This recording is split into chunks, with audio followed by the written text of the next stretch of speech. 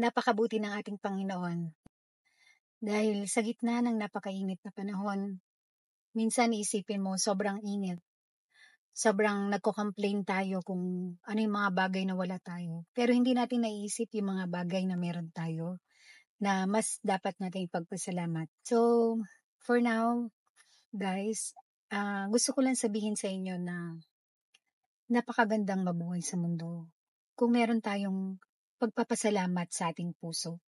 Dahil kung nagpapasalamat tayo, mas makikita natin ang mga bagay na mas maganda kaysa hinahanap natin yung mga kulang sa atin. Wala ako niyan, wala ako noon, complain dito, complain doon.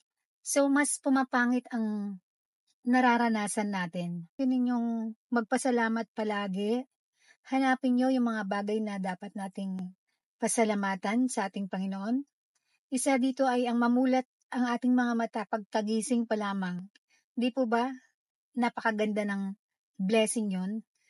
Hindi lang siya blessing, talagang napakalaking blessing dahil may mga tao na gustong magising ng isang umaga pero hindi na nila naabutan yon. Hindi na nila namulatan ang umagang yon. Kahit na meron pa silang mga gagawin na dapat nilang magawa sa araw na yon ay hindi na sila nagising.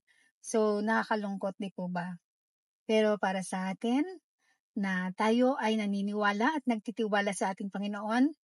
Thank you, Lord. At binigyan niya tayo ng araw-araw na paggising sa bagong umaga.